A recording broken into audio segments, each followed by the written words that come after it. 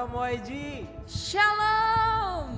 Dari tempat ini saya masih belum bisa mendengar suara teman-teman semua. Shalom YG. Shalom. Wow, keren banget. Apa kabarnya sore hari ini guys? Luar biasa. Luar biasa, bersama Tuhan Yesus kita selalu luar biasa. Katakan amin. Amin. Saya ingat ada satu ayat firman Tuhan dikatakan dalam kitab Mazmur 118, dikatakan inilah hari yang Tuhan jadikan. Oleh karena itu marilah kita bersorak-sorak dan bersuka cita karenanya. Mari sekali lagi berikan tepuk tangan yang paling meriah buat Tuhan Yesus. Katakan Tuhan Yesus dahsyat. Katakan Tuhan Yesus hebat. Tuhan Yesus hebat. Woo! Thank you Lord. Haleluya.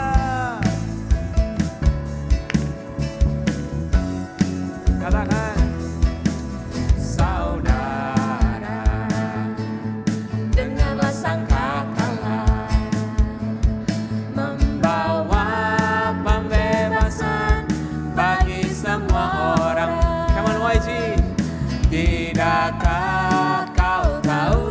tahun Yobel. Mari teman-teman anak muda, jangkau banyak jiwa buat kerajaannya. Katakan sekali lagi dari awal, saudara. Saudara, hey, dengarlah sangkakala, amin. Membawa pembebasan bagi semua orang.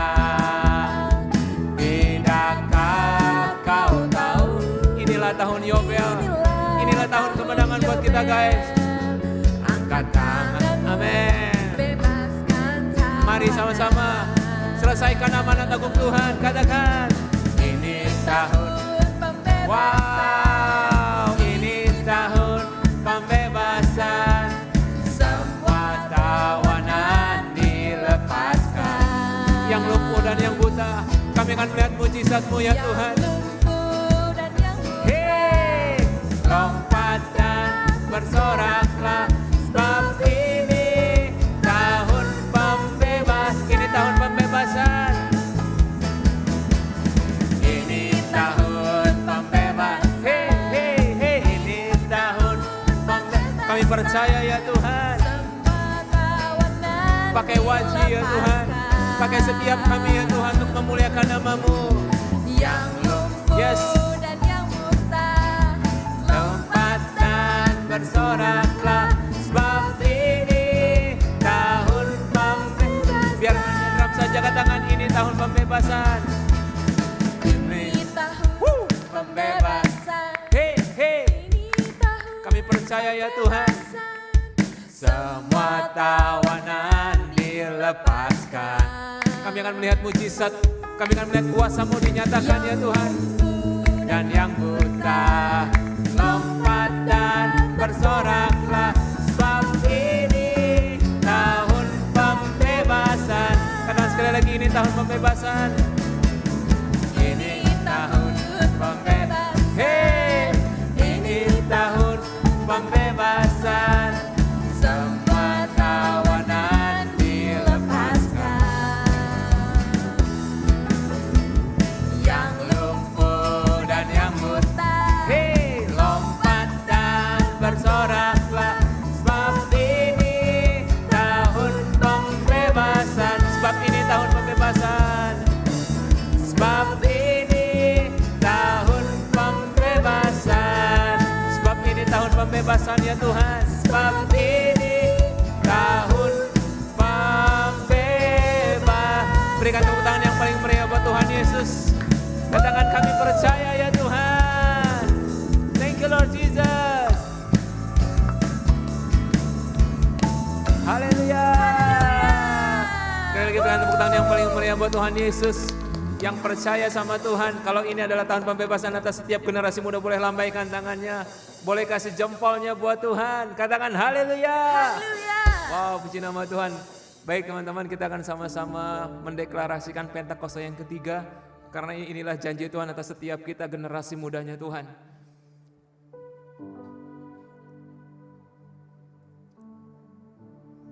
Baik, Pentakosta yang ketiga. Yang pertama adalah, Pentakosta ketiga adalah pencurahan Roh Kudus yang dahsyat di zaman now, melebihi yang terjadi di Azusa Street. Yang kedua, Pentakosta ketiga akan mengakibatkan penuaian jiwa yang terbesar dan yang terakhir sebelum Tuhan Yesus datang kembali. Yang ketiga, Pentakosta ketiga akan membangkitkan YG, yaitu anak-anak muda yang dipenuhi Roh Kudus, cinta mati-matian kepada Tuhan Yesus, tidak kompromi terhadap dosa dan akan bergerak untuk memenangkan jiwa. Yang keempat, Pentakosta ketiga lahir di Indonesia dari Palmerah juga dan bergerak ke bangsa-bangsa. Gerakan ini dari timur ke barat dan akan kembali ke Yerusalem.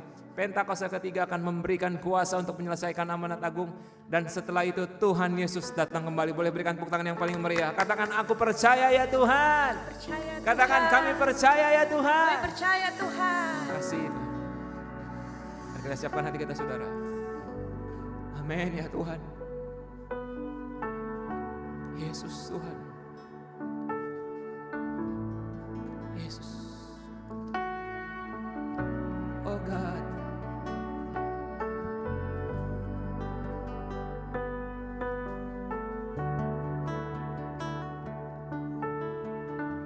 Amen.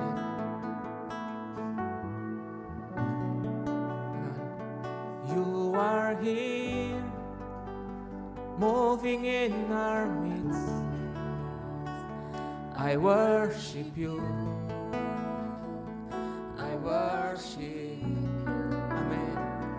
You are here, working in this place, working in this place. I worship you. Amen. Terus katakan, you are here. You are here. Kau bergerak ya Tuhan di tengah setiap kami ya Tuhan. Kami menyembah-Mu ya Tuhan. I worship you Lord. Oh, you are here, working in this place. I worship you. I worship you. Katakan, you are waymaker, miracle worker, promise keeper, light in the darkness. My God, that is who you are.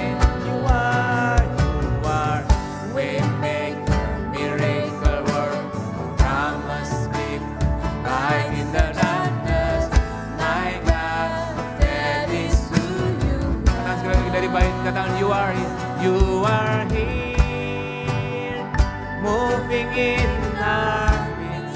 Kami menyembah-Mu Tuhan. YG menyembah-Mu ya Tuhan. Nyatakan kemuliaan-Mu ya Tuhan. Kami percaya setiap kali kami doa, memuji dan menyembah Tuhan, surga terbuka, open heaven terjadi ya Tuhan. Katakan, you are waymaker, miracle worker, promise keeper, light in the darkness. My God, that is who you are. You are Lord Jesus. Waymaker, miracle worker, promise keeper, light in the darkness. My God, that is who you are. Mari teman-teman deklarasikan, you are.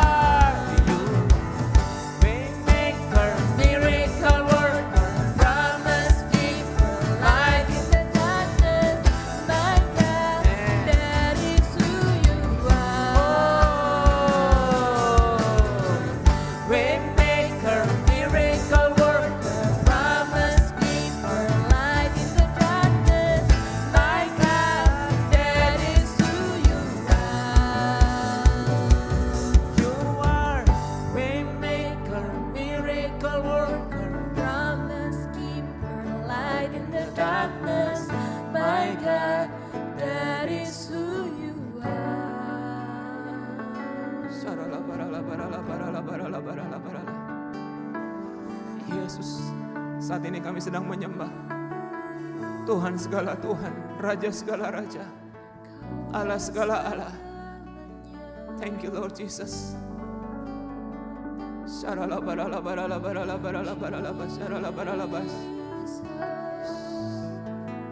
Mari katakan, you are here Lord Jesus. You are here, moving in our midst. I worship you. I worship you. You are here, working in this place. I worship you. I worship. Katakan you are waymaker, miracle worker, promise keeper, light in the darkness. My God, that is who you are. you are, Lord Jesus. You are waymaker, miracle worker, promise keeper, Light in the darkness. my God. That is who you are. You are, Lord Jesus. Waymaker, miracle worker, promise keeper, light in the darkness. My God, that is who you are. That is who you are. That is who you are. That is who you are. That is Who you are. Mari sembah dia saudara.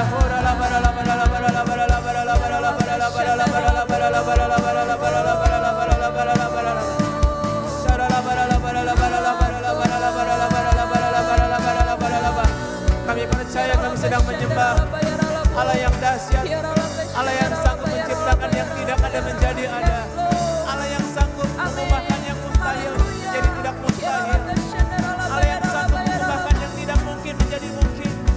Oh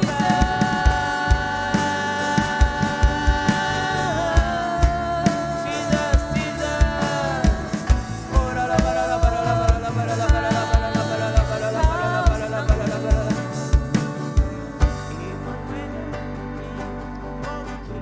Even when I don't feel it, you're working. You never stop working. You never stop working. Even when I don't see it, you're working. Even when I don't feel it, you're working. You never stop working. You never stop working. Even when I don't feel it, you're working. Even when I don't feel it, you're working. tidak pernah berhenti You bekerja, ya Tuhan. never stop working. You never stop Kami working. percaya, ya Tuhan. Even when I don't see it, you're working. Even when I don't feel it, you're working. You never stop working. You never stop working. Waymaker, miracle worker, promise keeper, light in the darkness. My God, that is who you are. Waymaker, miracle worker, promise keeper, light in the darkness. My God, that is who you are.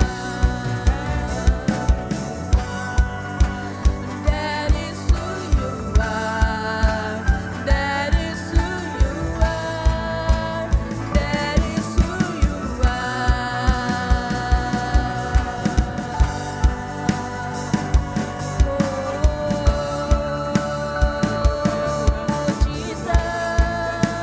Jesus, itu Engkau Tuhan. Yang sakit Tuhan sedang sembuh, yang berbeban berat Tuhan sedang angkat beban setiap kami ya Tuhan.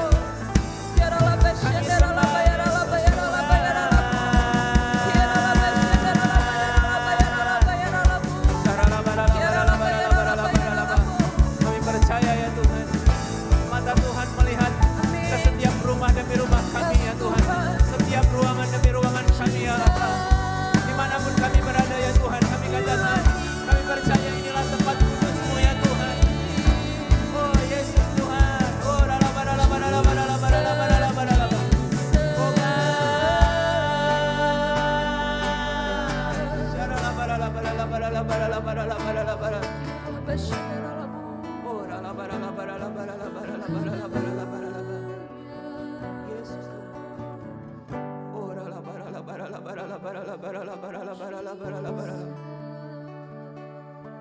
Thank you Lord. kami, angkat hati kami ya Tuhan Yesus. Angkat hatiku, ku pandang kekudusan-Mu. Saat ku sembah, ku puji-Mu. Amin. Ku rasakan kehadiran-Mu Tuhan. Mari berikan tepuk tangan yang paling meriah buat Tuhan Yesus. Katakan, ku angkat hatiku, amin. Ku pandang kekudusan-Mu. Kami menyembah-Mu ya Tuhan. Saat ku sembah, ku puji-Mu. Kami ku rasakan rasakan Yesus Tuhan. Terus katakan, ku angkat, ku angkat hatiku, ku pandang kekudusan-Mu. Yesus Tuhan, saat ku sembah, ku puji-Mu. Sekali lagi, Ku rasakan kehadiran-Mu Tuhan. Thank you Lord Jesus. Kami menyembah-Mu ya Tuhan. Ku angkat, Yesus kami tinggikan, Yesus kami agungkan, Yesus kami menyembah-Mu ya Tuhan. Kekudusan-Mu, sesuatu sedang terjadi saudara. Saat ku sembah, ku puji-Mu, ku rasakan kehadiran. Biar hanya drum saja, katakan, ku angkat hati,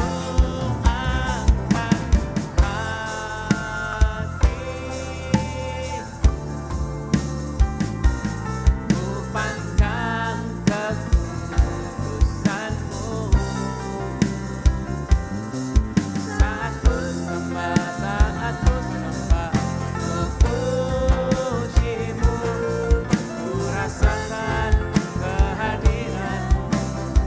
Saat kami sembah Kau ya Tuhan, saat ku sembah,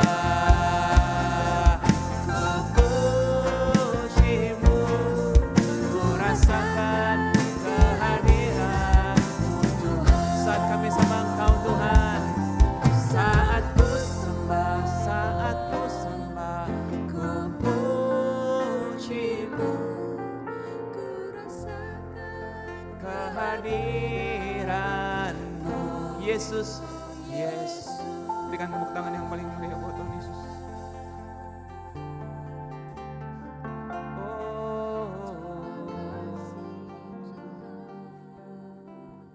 Terima kasih ya Tuhan, terima kasih. Mengalirlah kuasa Roh Kudus saat ini ya Tuhan, setiap rumah demi rumah.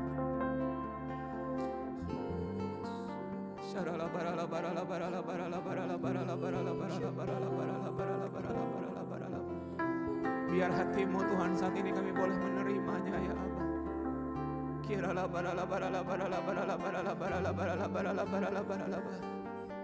Biar senantiasa kami boleh mendengar Tuhan detak jantungmu ya Tuhan, sehingga kami boleh mengerti apa yang harus kami lakukan hari-hari ini untuk menyelesaikan amanat agungmu ya Tuhan.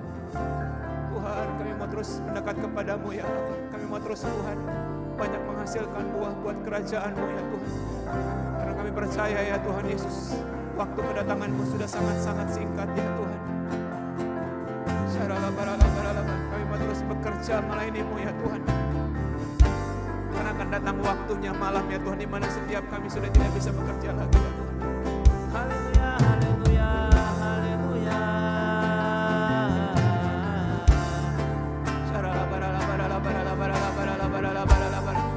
Kau sedang menjamah setiap kami ya Tuhan.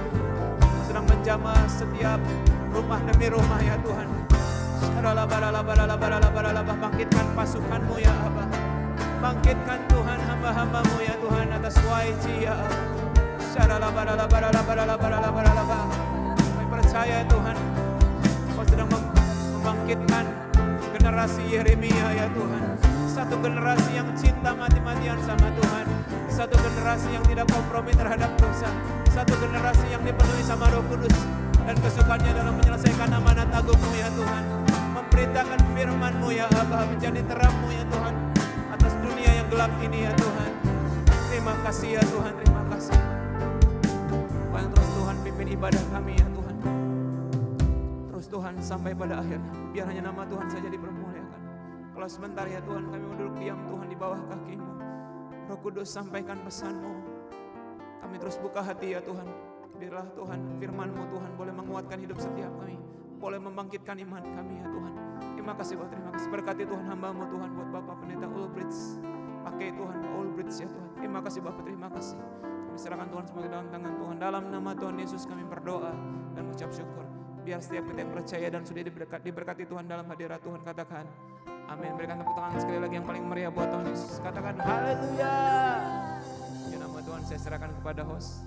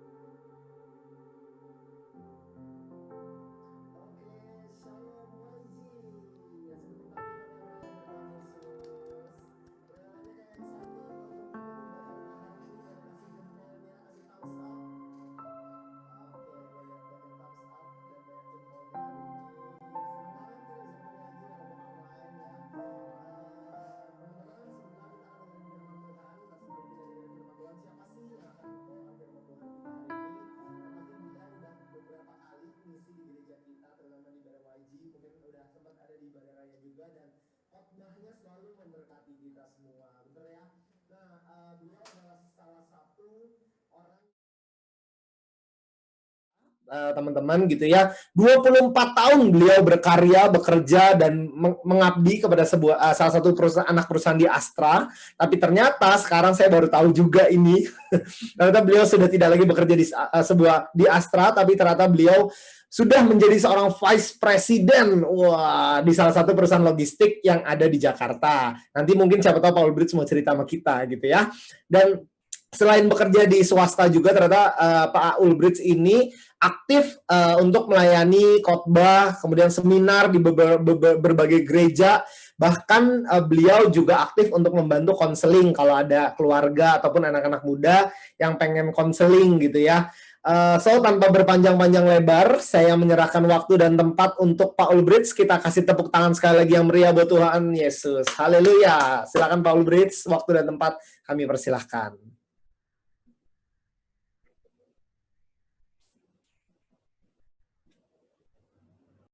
Unmute. Oke, udah kedengaran ya sekarang? Sudah, oke. Baik. Saya izinkan saya share screen. Sudah terlihat jelas semua? Sudah ya? Baik. Makasih Daniel, Elis, dan teman-teman semua. Firman Tuhan untuk kita, I'm ready gitu ya. Ini gambar ini sengaja saya buat gambar Raja Wali. Karena Raja Wali itu siap selalu dalam kondisi cerah, baik itu ya, yang di sini. Dan dalam kondisi dia buruk, dalam kondisi pekat, dia juga siap seperti ini. Itu gambarannya. Sebelum mendengarkan firman Tuhan, saya ajak kita berdoa. Mari kita berdoa semua. Bapak yang kami sembah dalam nama Tuhan Yesus Kristus, kami bersyukur bahwa sore hari ini kami bisa bersekutu dengan teman-teman. Lalu kemudian kami belajar firman Tuhan, tadi sudah menyampaikan pujian penyembahan untuk Tuhan, dan kami saling berinteraksi, fellowship satu sama lain. Walaupun dibatasi oleh ruang fisik, tetapi ada teknologi, kami melalui Zoom bisa tetap kehangatan kasih antara kami, dan bagaimana juga kualitas hubungan kami pribadi dengan Tuhan maupun persekutuan kami tidak berkurang. Tolong Tuhan supaya acara ini, ibadah ini berlangsung dengan baik sampai akhir. Dalam nama Tuhan Yesus kami berdoa mengucap syukur. Amin.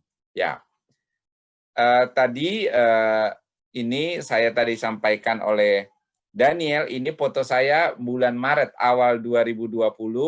Saya pelayanan ke pedalaman di Parigi Motong, Sulawesi Tengah. Jadi dari Jakarta naik pesawat jam 1 subuh sampai di Makassar, ke Palu sampai jam 6 pagi, lalu naik mobil 6 jam, lalu naik motor 4 jam. Wah, pokoknya itu panjang sekali, tidak ada sinyal, tidak ada listrik gitu ya. Nah, ini satu bagian dari pergi memberitakan Injil gitu ya. Nah, ayat untuk kita dari Matius 28 ayat 19 dan sampai 20 dikatakan di ayat 19, mari kita baca bersama-sama di tempat masing-masing gitu ya. 1, 2, ya. Karena itu, pergilah, jadikanlah semua bangsa muridku, dan baptislah mereka dalam nama Bapa dan Anak dan Roh Kudus. Ayat 20, dan ajarlah mereka melakukan segala sesuatu yang telah kuperintahkan kepadamu, dan ketahuilah aku menyertai kamu senantiasa sampai kepada akhir zaman. Di sini ada kata perintah, pergi, lalu ada tindakan menjadikan semua bangsa menjadi murid Tuhan, membaptis mereka, lalu setelah itu diajarin, ya, lalu kemudian ada janji penyertaan Tuhan. Nah, ini menarik untuk kita. Mengapa perlu tugas ini? Gitu. Maksudnya kenapa tugas ini diperlukan? Kenapa Tuhan menyuruh kita melakukan tugas ini? Gitu ya. Nah, ini foto dulu tahun 2014 mungkin saya ke daerah Sulawesi gitu ya. Ini isinya Alkitab gitu ya, pergi gitu ya. Karena apa kita perlu melakukan ini? Karena dunia butuh Tuhan gitu. Dengan segala penderitaan di dalamnya, ada kemiskinan, ada kejahatan, ada kebodohan. Ini foto di daerah Parigi Motong ya tadi ini rumah loh. Ini bukan gubuk, ini rumah gitu. Mereka ini tidak bisa bahasa Indonesia, tidak bisa baca dan tulis. Tidak ada listrik, tidak ada air, tidak ada sinyal gitu. Nah, mereka itu dan banyak masih seperti ini di tengah dunia ini. Ya, yang mereka terisolasi baik karena kemiskinan maupun karena regulasi dan hal lain.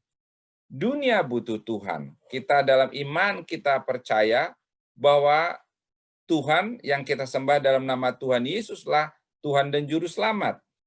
Kita nggak boleh egois gitu. Kita nggak boleh egois menikmati keselamatan itu, kebaikan itu sendirian.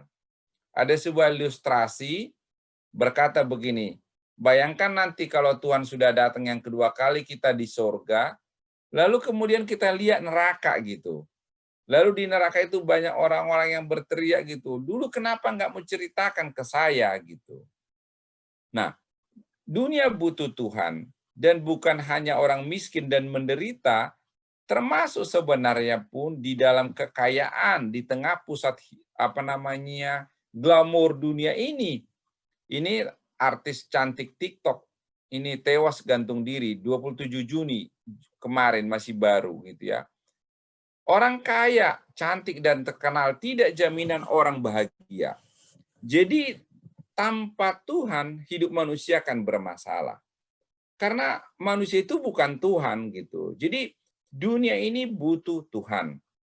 Di Alkitab, di umat bangsa Israel, di umat Tuhan, sering sekali dulu di awal kita baca, jangan ada ilah lain di hadapanku. Tuhan tidak senang dinomorduakan. Dia tidak senang ibaratnya itu ada Tuhan lain. Kalau zaman dulu orang Israel itu kan bikin patung, lalu mereka menyembah patung gitu ya, dan Tuhan marah. Sekarang orang tidak bikin patung, tapi Tuhannya itu apa? Ya Tuhannya itu kecantikannya dia, jabatannya dia, hartanya dia, terkenalnya dia gitu. Sekarang berapa banyak orang yang hidupnya stres dan mereka butuh Tuhan.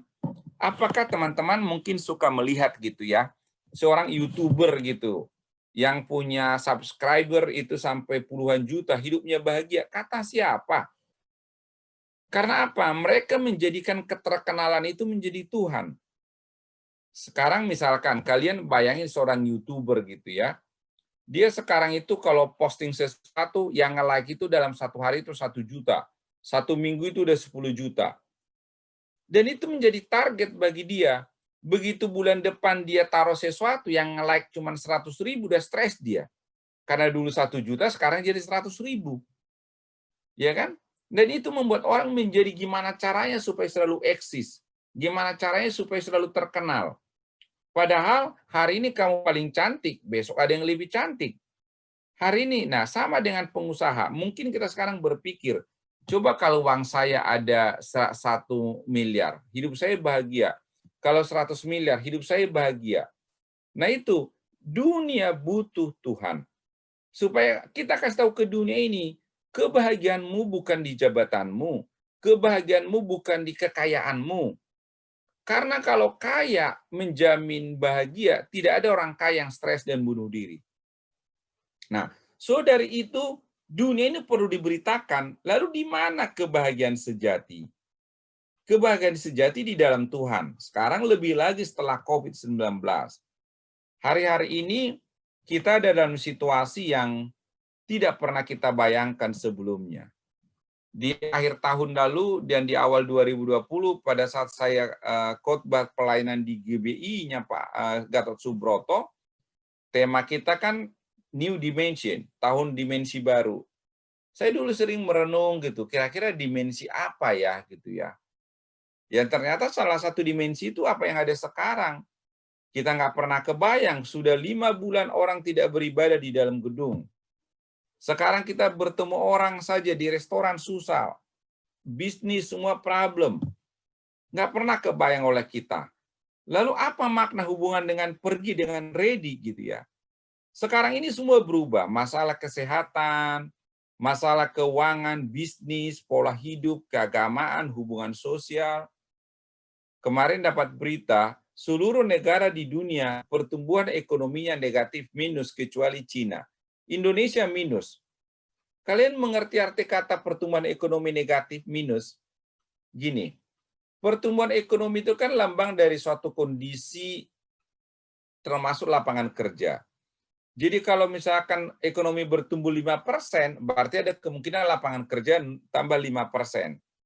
Sekarang ekonomi minus. Indonesia tiap tahun lahir 4 juta orang. Kalau angkanya 0 saja, berarti ada 4 juta orang baru lahir, 4 juta angkatan kerja baru, tapi nggak ada lapangan kerja. Sekarang susah loh. Angkatan yang lulus sekarang susah sekali cari kerja. Jangankan cari kerja, magang anak mahasiswa aja susah. Nah, lalu bagaimana? Apa yang mau kita beritakan di zaman sekarang? Teman-teman, para youth-nya GBI Palmerah, seberapa kita siap? Nah, ini menjadi menarik bagi kita. Masalah ekonomi, orang PHK, dirumahkan, susah cari kerja. Beberapa sektor perhotelan, beberapa teman saya yang kerja di bidang tour and travel, waduh nggak ada liburan sekarang. Hotel banyak ditutup, bahkan kadang kerja pun potong gaji daripada PHK orang, kerja cuma 2 kali seminggu tapi gaji sekian. Ini impact kepada semua kita, termasuk di dalam hidup pribadi. Sekarang anak-anak sekolah di rumah, mamahnya stres ngajarin, ya SPP-nya sama, tapi mamahnya mesti ngajarin. Belum lagi takut dengan punya orang tua, usia udah 70 tahun, mau ketemu orang tua juga takut. Ini begitu rupa dunia. Nah, apa makna dari ini semua? Ini tadi pertumbuhan ekonomi, ya. Saya ngikutin berita-berita banyak kondisi perusahaan yang turun minus, jarang ada beberapa sektor yang positif, tapi mayoritas negatif. Nah, lalu bagaimana kita menghadapi ini? Orang akhirnya sampai di pilihan kadang begini, udahlah Tuhan, boro-boro melayani gitu ya, boro-boro melayani, untuk hidup normal aja udah susah, nggak usah melayani dah gitu. Beberapa orang mulai ragu dengan melayani.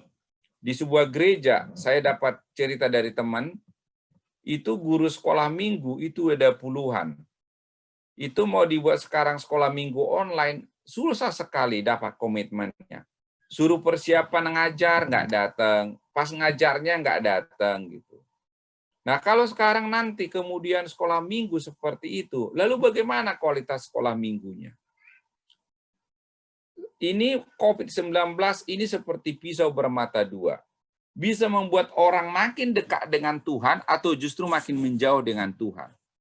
Nah, coba kita kebayangkan GBI Palmerah gitu ya. Nanti kalau kira-kira udah berbulan-bulan seperti ini, setelah nanti kemudian ibadah fisik, apakah orang masih semangat kayak yang dulu? Lalu tuh udah mulai banyak alasan. Oh, udahlah, toh ibadah online sama aja gitu ya.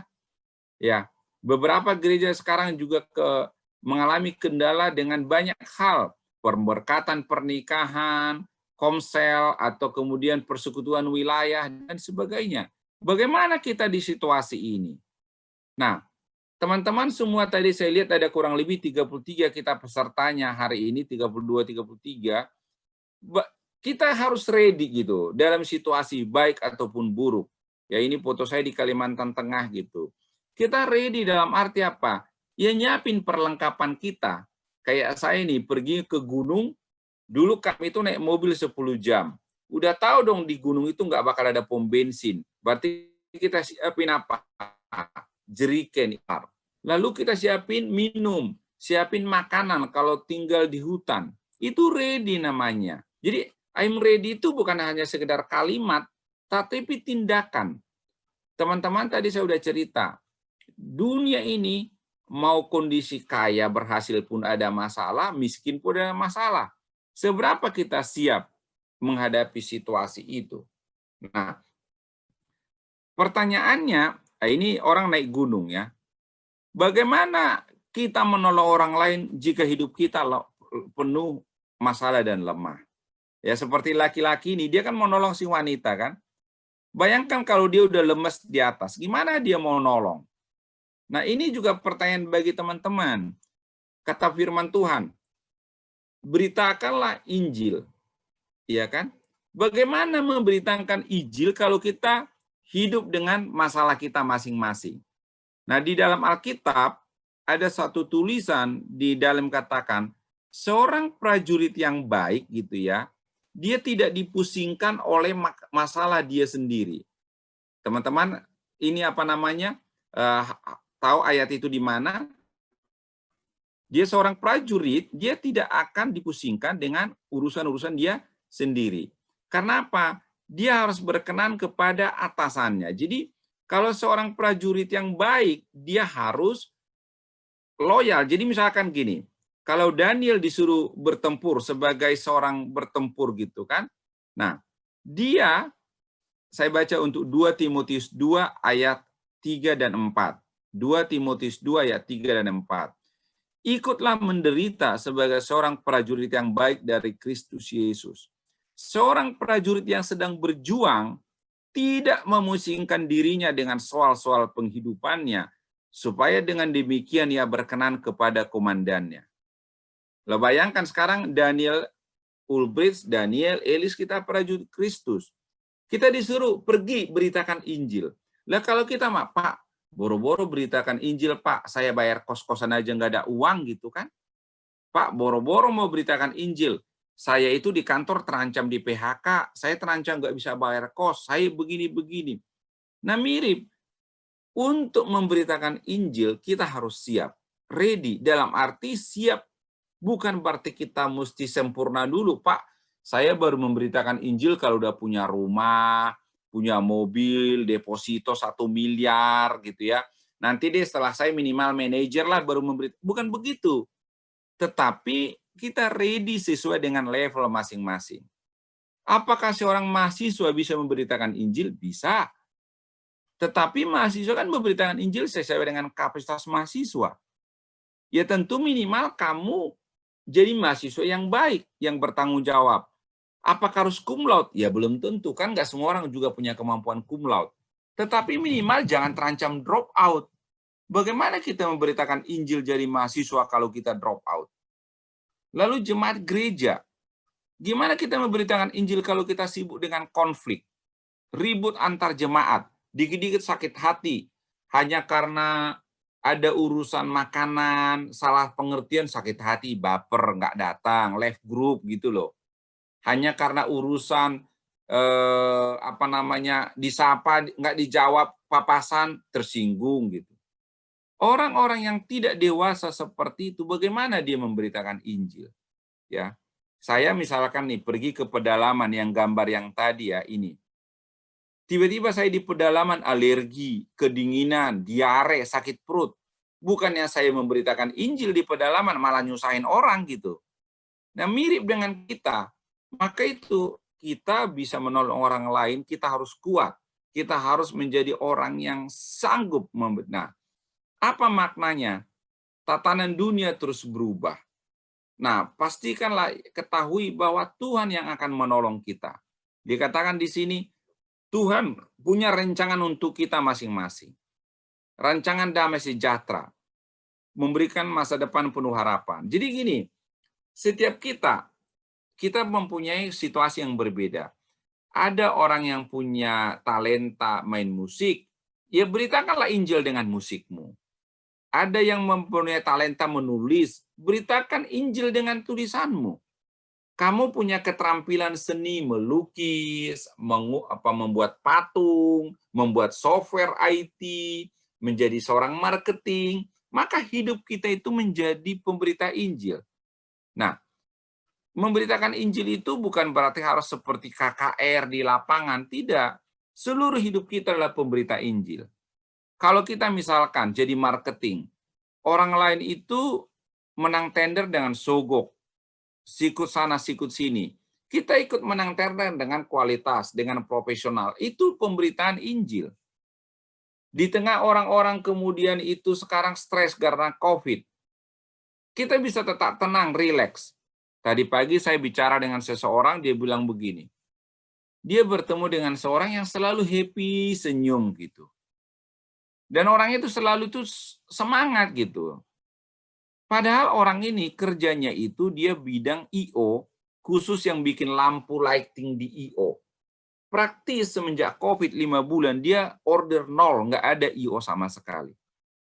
Tapi dalam kondisi itu dia masih optimis gitu loh, semangat, antusias gitu. Nah, apakah kualitas kita udah seperti itu? Atau kita dikit aja masalah udah langsung madesu, nggak datang ke gereja gitu. Berapa banyak di gereja seperti itu? Mestinya pendeta, gembala itu, waktunya itu sibuk memberitakan Injil keluar. Tetapi yang sering terjadi, waktunya gembala pendeta sibuk mengurusin jemaat internal. Karena yang harusnya jemaat internal ini, itu mestinya udah menjadi mitranya pendeta, malah menjadi dilayani. Misalkan gini, bayangkan saya itu pergi ke pedalaman ber-6, kami satu mobil gitu ya. Harapan yang di mobil ini kan semua sampai di pedalaman melayani kan. Ada yang pasang tenda, ada yang bagi-bagi ini, ada yang begini. Lalu tujuan kami melayani penduduk di sana. Tapi kemudian dari 6 orang ini, ada yang satu itu komplain melulu, sungut-sungut. Kenapa nggak bawa ini, kenapa ini, komplain, berisik gitu. Nah, lalu ada satu itu dikit-dikit sakit perut, dikit-dikit diare gitu. Waktunya saya yang mestinya melayani orang di pedalaman habis mengurusin yang 2 orang ini gitu loh. Mestinya saya di pedalaman 8 jam bisa ngurusin penduduk, mungkin tinggal 4 jam karena 4 jam ngurusin anggota tim ini. Jangan-jangan itu yang terjadi di gereja kita. Mestinya pendeta itu bisa melayani ke orang-orang yang belum mengenal Kristus, orang-orang yang belum bertobat gitu. Tetapi waktu pendeta habis mengurusin internal, karena si anu berantem sama si ini berantem sama si ini gitu. Saya pernah khotbah di sebuah gereja GBI. Saya nggak usah sebut di mana lah. Itu sore-sore. Saya udah duduk di belakang di meja multimedia. Lalu saya datang setengah jam sebelum mulai lah. Tiba-tiba ada 2 orang ibu datang, udah agak senior gitu ya. Duduk di sebuah kursi. Entah apa yang terjadi, dia kayak berantem sama sebelahnya, ngambek pengen pulang. Ambil tas gitu. Terus akhirnya dijemput oleh majelis yang bertugas gitu ya, dibujuk-bujukin gitu. Akhirnya dia masuk lagi duduk di blok kursi yang berbeda, kan kurang lebih 4 blok gitu. Lah kebayang nggak sih kayak gitu? Nah ini maka itu kita itu ayo menjadi jemaat yang dewasa, ayo menjadi penatua yang dewasa, seperti prajurit, jangan jadi diurusin. Nah, jadilah kita pribadi yang dewasa siap menuai.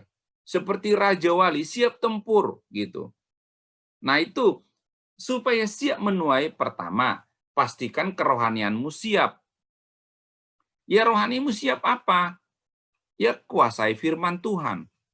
Ya, banyak berdoa, baca Alkitab. Gimana kita siap melayani kalau kita nggak cinta firman Tuhan? Kalau tentara, itu tiap pagi diinspeksi oleh pimpinannya. Salah satu yang diperiksa itu senjata, dibersihin nggak, lalu sepatu, dan sebagainya. Karena apa? Jangan sampai dia nggak selalu mempersiapkan senjatanya. Karena kalau tiba-tiba ada musuh, dia mati konyol. Lah kita, kalau kita diperiksa oleh Tuhan, kita tiap hari siap nggak? Jadilah pribadi dewasa yang siap menuai. Siap gitu, siap dari sisi firman Tuhan, sisi dari pengetahuan. Misalkan gini, kita ini hidup multi etnis.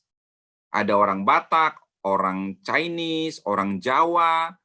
Waktu kita berinteraksi dengan orang Chinese, itu beda dengan orang Jawa, orang Sunda, orang Makassar.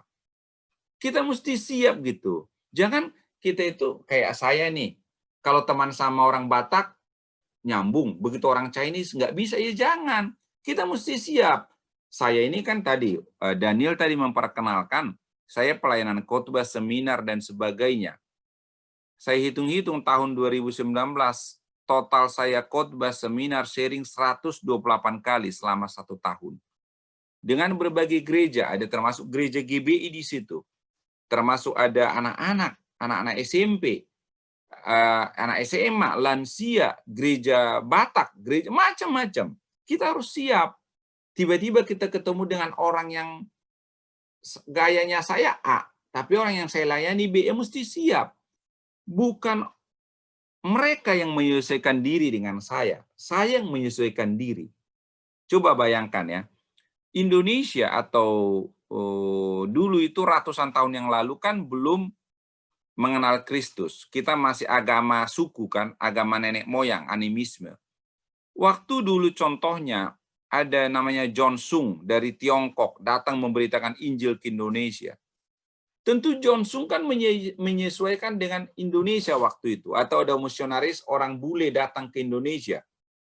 Dia mesti siap. Jadi kita pun mesti gitu. Belajar melepaskan egomu. Jangan ribut untuk hal yang tidak penting. Ada orang cuman, gue itu udah lebih tua. Itu anak nggak tahu sopan santun. Masa dia nggak nyapa gue duluan? Masa kamu masih meributkan lagi kamu tidak disapa? Gitu.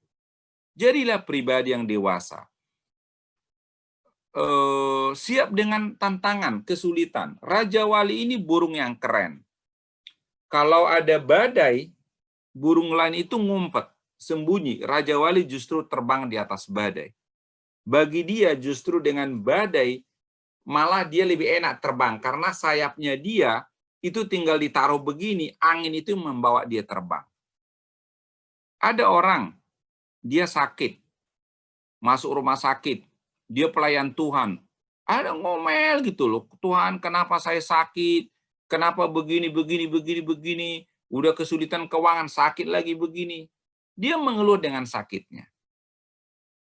Tapi ada yang kedua, dia sakit, tetapi dia melihat sudut pandang positif. Saya selama ini nggak pernah menginjili di rumah sakit. Tetapi dengan Tuhan izinkan saya sakit, saya bisa menginjili di rumah sakit. Pertama, teman satu kamar dia, itu diberitakan Injil. Ya, mulai dari cerita-cerita tentang rohani, boleh nggak didoakan, lalu bertemu dengan keluarganya, lalu dokter, perawat. Akhirnya 1 minggu dia di rumah sakit, itu kesempatan memberitakan Injil. Itu namanya pribadi dewasa. Jadi waktu dia sakit bukan melihat sisi negatif kenapa dia sakit, justru sisi positif. Tuhan izinkan dia sakit karena dia siap untuk menuai. Harapan kita, tujuan kita, jemaat youth daripada GBI Palmerah ini, kita menjadi pribadi dewasa yang siap menuai. Nah, jadilah ciptaan baru. Ciptaan baru seperti apa? Kita jangan sama dengan dunia ini, jangan sembarangan. Ini menarik nih, dimakan apa sembarangan. Mau kolesterol, mau diabetes, mau apa, makan sembarangan. Mikir gitu, kendalikan diri ya. Jangan serupa dengan dunia ini. Standar kita Kristus. Jangan suka banyak topeng. Layanilah sebaik-baiknya ciptaan baru. Misalkan gini, kalau kita melayani di gereja, kita selalu bilang, apapun yang saya perbuat untuk Tuhan. Buktinya apa yang sudah diperbuat untuk Tuhan simpel. Kalau pendeta atau siapapun tidak ada yang memuji kamu kesel nggak? Kalau kamu masih kesal, ya berarti ya kamu sedang mencari pujian manusia gitu loh. Lalu kamu buat publikasi. Kamu jadi seksi publikasi, buat poster yang bagus, desain yang bagus. Nggak ada yang bilang makasih. Terus, wah capek-capek gue bikinin, ngapain? Ya berarti kamu bisa mencari pujian manusia. Jangan serupa dengan dunia ini. Saya melihat banyak orang begitu. Kalau pas dilihat sibuk, kita senang sekali dengan pelayanan yang terkenal. Kita mesti mau sama dengan Kristus. Yesus datang dari sorga, turun ke bumi. Dia meninggalkan haknya. Dia berhak di sorga, tapi dia turun ke bumi. Di bumi, dia lahir sebagai anak orang miskin. Udah itu dia disalibkan. Dia menderita karena kasih. Apakah kita udah seperti itu? Kalau kita masih sering bilang, ya boleh dulu gua marah. Gua berhak marah nih. Selalu bilang, aku berhak dong marah. Orang dia bikin saya sakit hati, boleh dong gua marah. Kalau kamu masih selalu mengklaim hak dan hak dan hak, berarti kamu masih bayi rohani. Orang yang dewasa dalam Kristus, dia rela melepaskan hak. Gereja itu akan jauh lebih maju kalau orang semua belajar seperti Kristus. Gereja menjadi stagnan, gereja nggak growth, karena orang di dalam gereja masih egonya masing-masing. Ngotot gitu. Jadi kita itu sering ribut untuk hal-hal kecil. Ayo kita jadi ciptaan baru. Jangan sembarangan. Jangan sembarangan berkata-kata. Jangan sembarangan, jangan serupa dengan dunia ini. Pakai patokan Kristus. Nah, untuk para jemaat dan pengerja, marilah kita menjadi dewasa. Kasih kepada Tuhan dan sesama. Ini foto saya di Papua tahun 2010, di pedalaman Papua. Saya udah keliling seluruh Indonesia ke pedalaman-pedalaman. Kasih kepada Tuhan dan sesama. Apa yang bisa saya kontribusi, bukan apa yang bisa saya dapat. Jadi kalau dibilang begini, kenapa lu nggak datang ke gereja kemarin? Gua nggak dapat apa-apa. Kenapa lu nggak ikut acara ini? Gua nggak merasa dapat apa-apa. Loh, kita ini ikut bukan untuk dapat apa-apa, justru berkontribusi apa, gitu loh. Jadi walaupun kamu tidak dapat apa-apa, justru fokusmu apa yang bisa saya kontribusikan. Nah, tidak fokus pada diri sendiri, tetapi juga persiapkan diri dalam segala hal. Waktu saya pergi ke Papua seperti di foto ini, ya saya tidak berpikir dapat apa-apa gitu. Ya nggak dapat apa-apa gitu. Tetapi apa? Injil diberitakan. Mereka dapat Alkitab. Mereka dapat penguatan. Oh ternyata ada orang yang mau mengasihi mereka. Saya datang ke pedalaman, itu cuti dari kantor. Kadang saya cuti 7 hari. Padahal setahun cuti hanya 12 hari. Pakai uang pribadi. Ya, saya tuh nggak beli jam tangan. Uangnya pergi ke pedalaman. Saya lalu cari sepatu yang murah. Saya nggak mau beli sepatu mahal supaya uangnya pergi ke pedalaman. Ya kan? Tetapi apa yang didapat? Ya nggak ada. Yang saya dapatkan adalah hidup saya berkenan pada Kristus. Ya udah, siapkan dirimu dalam segala hal, lakukan. Misalkan di gereja, ada kebutuhan acara ini, acara X, acara Y, acara Z. Lalu jangan, nggak mau jadi panitia, akhirnya yang panitia itu tuh aja orangnya. 4L, lo lagi gitu. Ya kan?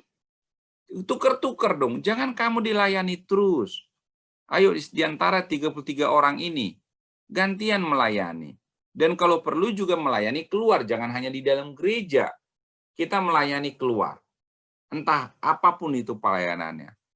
Lakukan, jangan kebanyakan teori. Banyak orang kebanyakan teori. Nanti begini-begini, idenya 10, nggak dilakuin. Ya kan? Nah, habis itu kita bertumbuh.